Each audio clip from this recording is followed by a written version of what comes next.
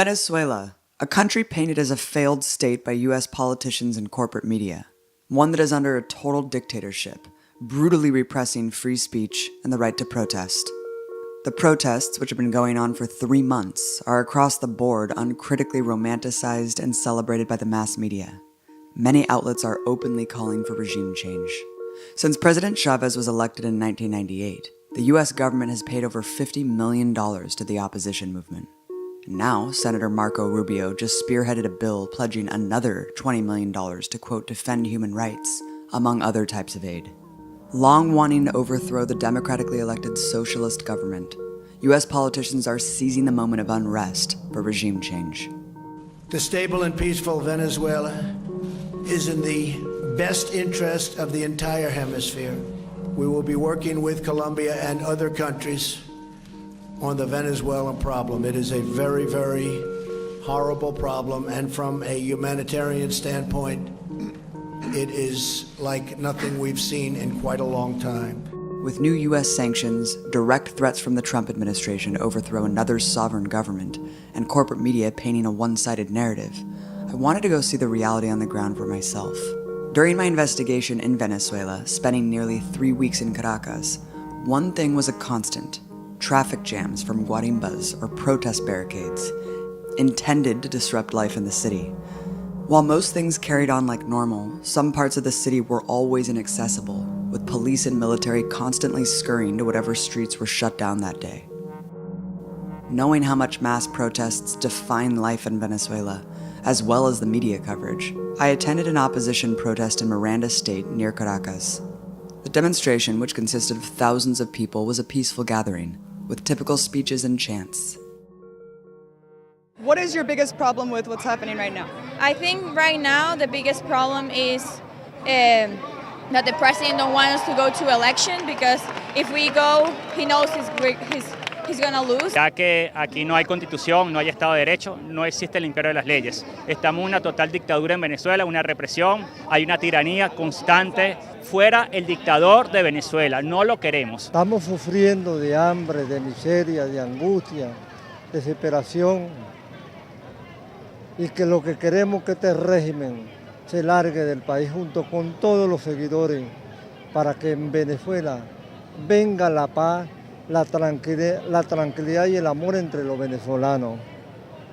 17 years and some months, the country is every day falling down. It doesn't work if you don't have money. If you have money, excuse me. Because if you have money, you need medicine. You don't have where to buy it. I have 27 years old and I'm married. And my wife, she doesn't buy anything that she wants to. You said you've been fighting since 2002. What happened? Why have you been fighting so long in the streets? Because I've never been Chavista, because I knew that where it will end everything, okay? Because they have a wrong idea what revolution is. My father took me to a riot, and one riot take me another, and it happened years. Sembrar el comunismo, nunca más, una Cuba 2, eso es todo. Y Cuba no nos libera, porque si nos liberamos, no van a seguir comiendo. Is the United States doing enough to help Venezuela?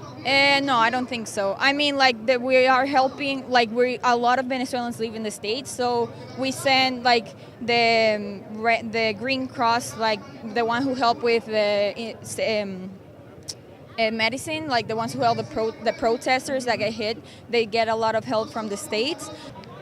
Ojalá que así fuera, que todo, tanto Estados Unidos como todos los países del mundo, pusiera un granito de arena para que metan la mano por Venezuela. Is the United States doing enough to help Venezuela? Sí, lo está haciendo muy bien, junto con Luis Almagro, pero necesitamos ya un desenlace, necesitamos un final feliz. Queremos el apoyo internacional importante de los Estados Unidos, de Nueva York, para que nos ayuden sin cesar. Necesitamos que Estados Unidos afine su potencia hacia nosotros va a ser bien recibida.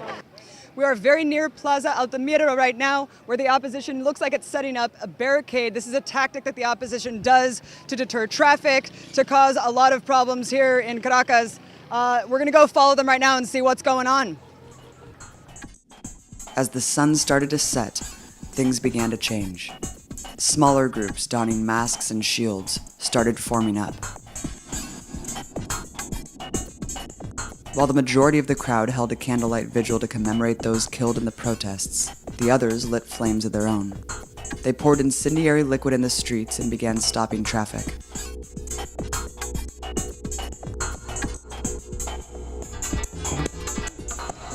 We're here in the middle of the plaza. There are thousands of protesters down there for the March of the Torches. Right now, there are a couple dozen protesters right here with shields, helmets, masks. They're lighting fires. They're doing a blockade. They say their tactics is get as many people out in the street as they possibly can. Bueno, hasta lo que sabemos nosotros protestamos porque queremos una mejor Venezuela como la de antes, como, cónchale, fíjate, bueno, hasta lo que sabemos, Cuba por lo menos es una dictadura, pues. Y nosotros no podemos vivir con unos cubanos aquí en Venezuela porque es chimbo y mira, a través de esta dictadura que estamos pasando, escasez y comida y todo eso, y bueno, solamente queremos volver a retomar lo que era antes, pues. And how many people have the government killed, security forces, military, police so far? Han habido como más de como 200, menos, como 180 muertos. And what are the demands right now for protesters? Lo que nosotros pedimos es nada más que todo que sacar al presidente. O sea, nosotros pedimos unas elecciones, luchamos por unas elecciones porque queremos que cambie todo y necesitamos un nuevo presidente que ayude a nuestro país, pues. El único mensaje que le podemos mandar nosotros la resistencia al mundo entero es ayuda. Esa es la primordial que le podemos pedir, porque si vamos al caso, nosotros salimos a la calle y los primeros que reprimen son el gobierno. Ahorita porque no tenemos las balas que nos están lanzando, que son unas metras grandes de hierro, por el cual han matado a varios. Ayer el chamo que mataron a los tecos lo mataron de 1 metra. Y eso es mentira, no lanzan ni perdigón ni lanzan bomba, lanzan plomo. Eso es lo que lanzan, plomo y tiro. Una bala, y eso es verdad. Porque dice Maduro que es mentira, si es verdad, que ellos puro echan tiro. Several times we were aggressively surrounded by masked protesters, demanding to see what media outlet we worked for. Only when they heard that we were from the United States did they back down, but told me to only film repression against them, not their actions. As the crowd grew, they announced they would be marching to block the major freeway. Protesters and squadrons of motorbikes began mobbing through the streets, setting fires and creating roadblocks along the way.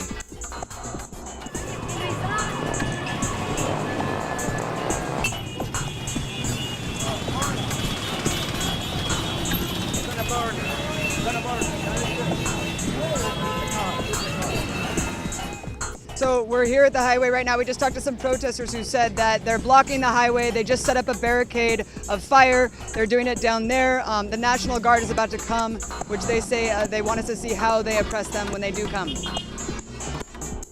Stopping cars leaving the highway, they trapped drivers on the off-ramp.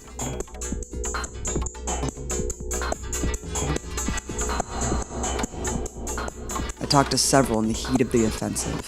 Por los momentos no ha hecho nada, pero por lo menos venimos a representar el día de hoy de que todavía no nos hemos quedado quietos, no nos hemos quedado tranquilos, todavía estamos en lucha por la libertad y lucha por esta dictadura que tenemos de 17 años. How hard is it to live under a dictatorship? Es bastante difícil porque tú como emprendedora no emprendes no para ti, sino para el gobierno.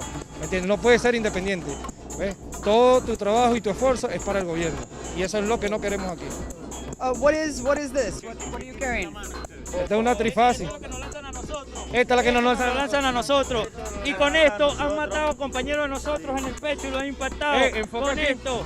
Y toda esa gente corrupta y enchufada se tiene que ir y presos tienen que ir. Porque no es posible que aquí se maten las personas por adquirir una harina pan o un arroz.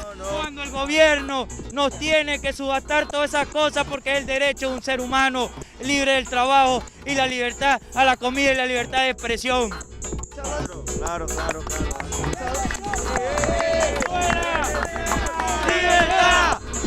Resistencia activa. Then the protest moved onto the highway itself, shutting down all lanes in both directions. Most surprising is how they did this, taking over 2 large trucks.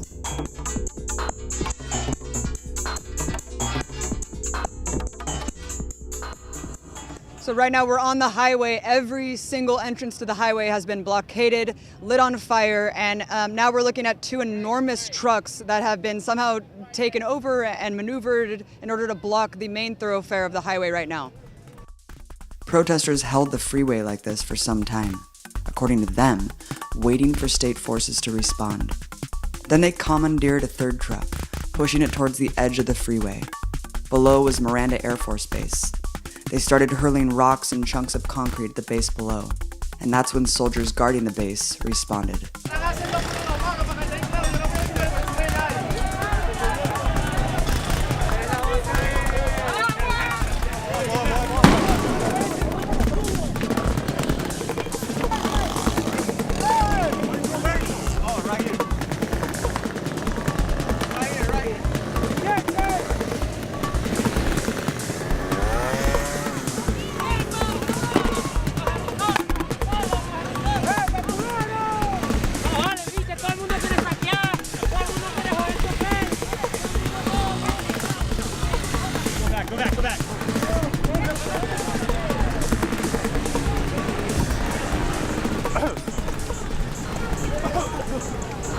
They fired several tear gas canisters that landed directly in front of me and my team, and the protesters quickly retreated from the freeway back to the streets above.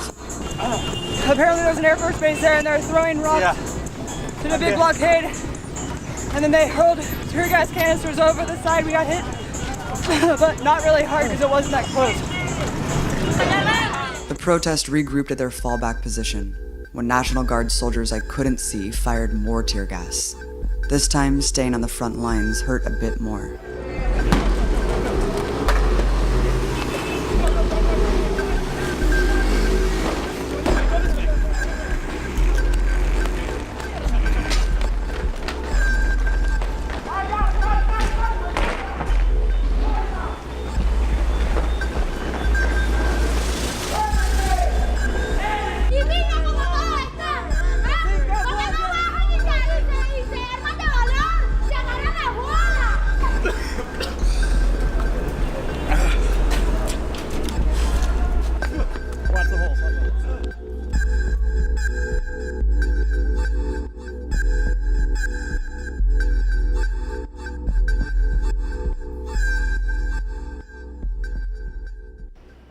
So yeah, right after I said I didn't get hit hard with tear gas, we're running away, and there's all these provocations with the police and the protesters, and they just started hurling tear gas canisters at us, and we were just caught in a huge plume of tear gas. It was extremely painful.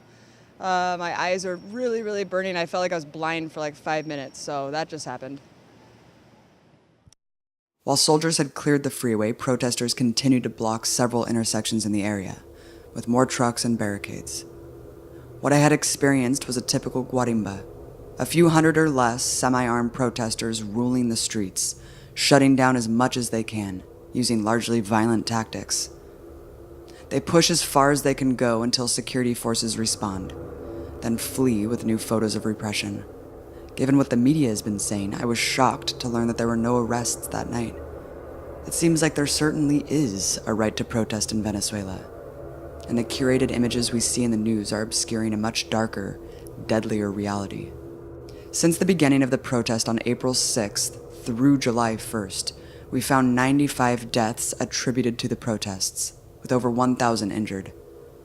Of that 95, 11 have unknown or undetermined connections to the protests, and are murders that took place in the vicinity of a protest. So let's look at the remaining 84 deaths. It is true that many protesters have been killed by police and the National Guard. Several have been killed in shootings, and 2 killed by tear gas. According to Venezuela's Attorney General, one of the most outspoken critics of the government's response, 23 deaths are attributed to state forces. Many investigations into alleged killings by state forces are still ongoing. In several cases, people were first reported in the media to have been killed by state forces, but evidence later revealed that they were actually killed by opposition weapons. But let's assume that number is correct, 23. So if only 23 out of the 84 are attributed to state forces, what has caused the majority of the deaths, the remaining 61? Those 61 actually have been caused by opposition protesters, many of those killed directly in murders and political assassinations. Let's look at those numbers that so many unquestioningly attribute to state repression. We found 23 to have been indirectly killed by opposition violence in a variety of ways.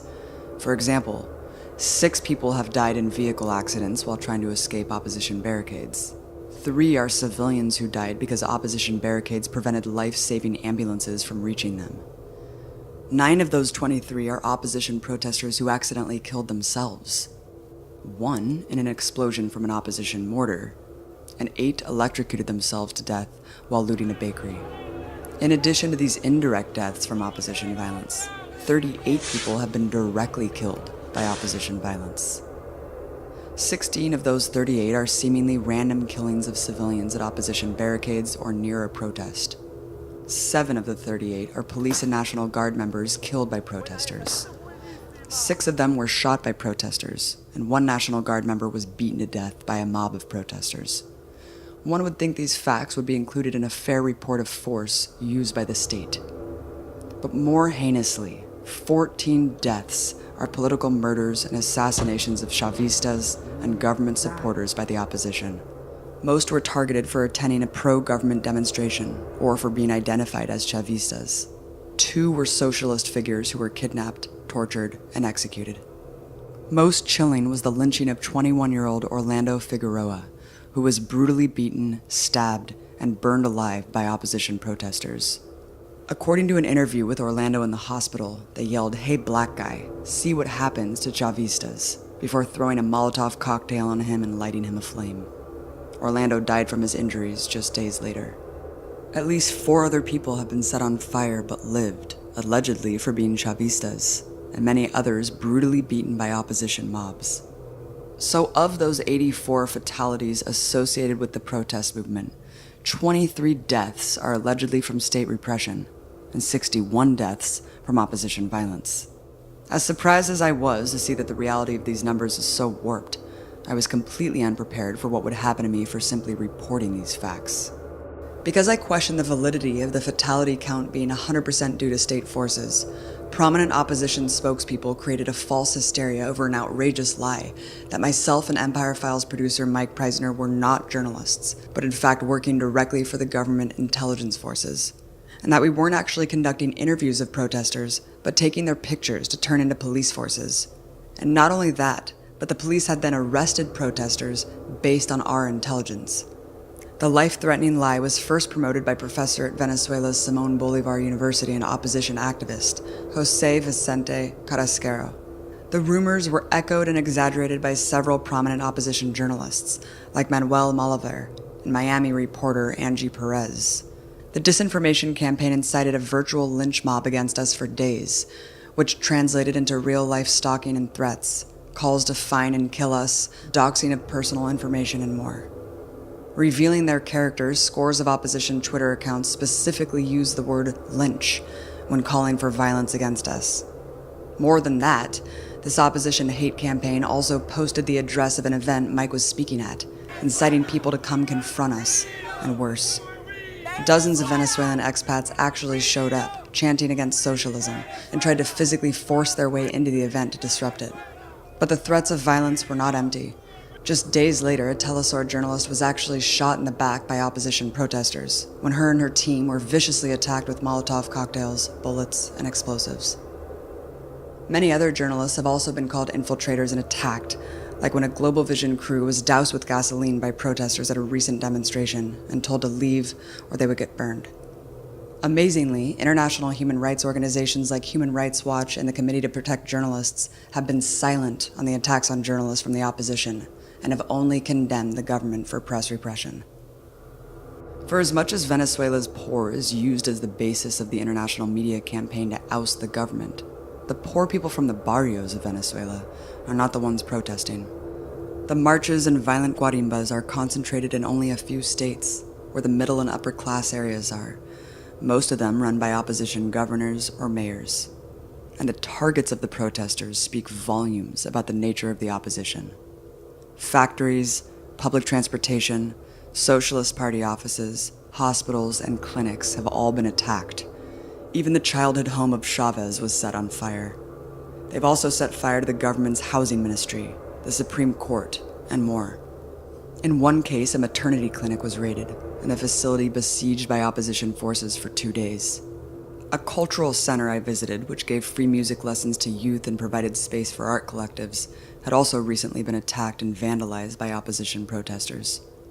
Ironically, even though protesters use food shortages as one of their main grievances, they frequently attack food distribution centers. Most recently, they burned a warehouse containing 50 tons of food intended for school children. The representatives of the opposition don't denounce the violent guarimbas sustained by the small contingent of protesters. In fact, top opposition leaders have directly called for violence. But there's another side of this story: the millions of Venezuelan voices who are rendered invisible to the Western media. Ha habido una guerra económica muy fuerte de parte de los sectores de la élite burguesa y los empresarios hacia como el pueblo, pues a los que producen los alimentos, los que producen los artículos de primera necesidad, lo han venido como que acaparando, escondiéndolo, algo parecido como lo que se hacía a Salvador Allende en Chile. Mira, realmente por un proceso de polarización en el que estamos viviendo actualmente en Venezuela, hemos llegado al punto donde ya la tolerancia es cero, donde ya identificarte con algo de la revolución o algo que tenga que ver por lo menos haciendo ejemplo lo que es el comandante Chávez, debido a que nos señalan, nos golpean, nos queman, nos matan, nos categorizan por nuestro color de piel, por nuestro cabello. Es una cantidad de factores que han generado que nosotros los revolucionarios tengamos como que un poco de temor a salir a la calle porque nos identifican fácilmente, porque no tenemos miedo a usar cuestiones que nos identifiquen como en la revolución bolivariana, que nos identifiquen como chavistas. Entonces, la situación en la calle es bastante tensa, bastante complicada por esa situación, por un grupo de personas que no creen en la tolerancia, que no cree y que no respeta al otro por pensar distinto. And what do they do to you if they see that you're a chavista? I mean, what have they done to people who identify themselves as this?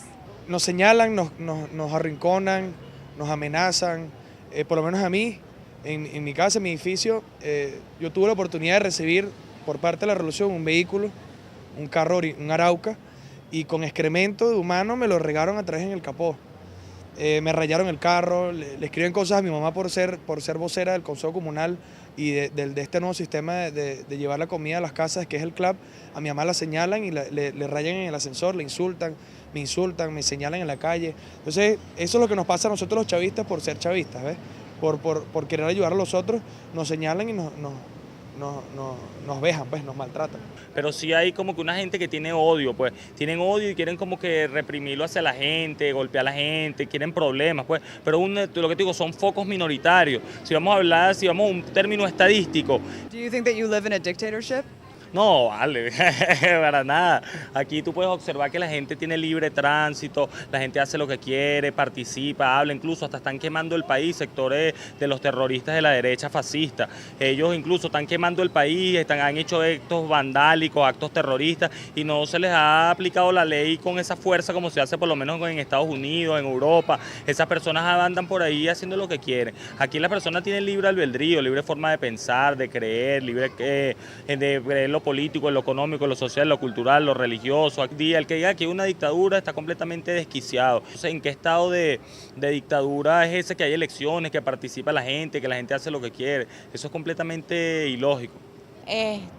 Yo soy una joven 100% revolucionaria, chavista, y creo que lo que están haciendo del lado de la derecha, los opositores, no me parece, porque creo que los problemas no se resuelven así como lo están haciendo ella de manera violenta, ocasionando un caos en las calles de Venezuela, en las calles de Caracas,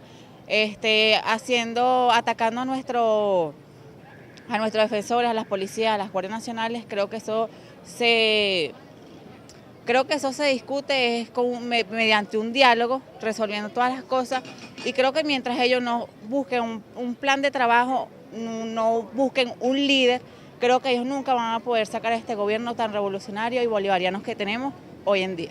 pero son personas que como son violentas, entonces tienden a transmitir la violencia con gritos, con golpes, con todos esos elementos lúdicos que los caracterizan de golpes, de violencia, pero nadie tiene miedo aquí. Aquí incluso hay muchas personas que se han contenido de no caer en el mismo juego de ellos de violencia y de golpear a las personas y de caer en sus mismos pensamientos porque pensamos y creemos que no es esa la intención, pues que la forma sería como que más bien dialogar y llegar a una solución pacífica como personas racionales, pues dentro de la filosofía y el pensamiento aristotélico humano. Pero aquí nadie tiene miedo, más bien hay grupos también de la izquierda que son muy radicales, que quisieran como que también darle su merecido a esos muchachos, pero no lo hemos hecho porque creemos que la solución es netamente racional, pues no vamos a caer en eso del cerebro reptil, de nada más de golpear a las personas, de caer en su mismo juego.